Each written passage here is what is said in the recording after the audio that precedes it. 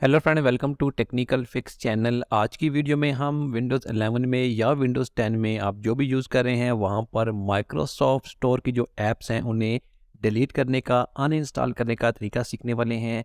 तो चलिए video start करते हैं।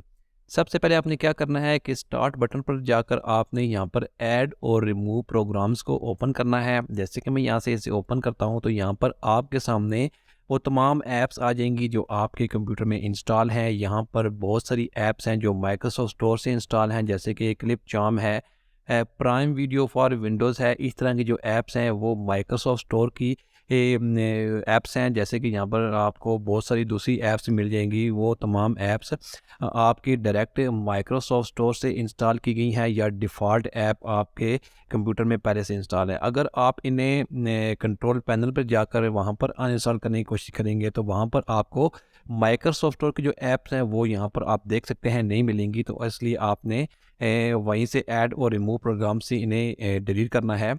जैसे कि मैं यहाँ से एक ऐप को डिलीट करना चाहता हूँ तो आपने क्या करना है कि आपने यहाँ पर 3 डॉट्स पर क्लिक करना है।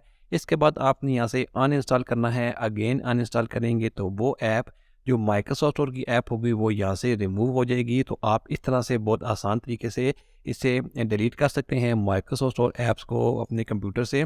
जस्ट आपने यहाँ पर 3 डॉट्स पर क्लिक करना है, अनइंस्टॉल करना है। अगेन अनइंस्टॉल करेंगे तो वो ऐप जो होगी वो आपके कंप्यूटर से रिमूव हो जाएगी। तो आप इस तरह से माइक्रोसॉफ्ट स्टोर को अपने कंप्यूटर से बहुत आसान तरीके से डिलीट कर सकते हैं। Thanks for watching this video.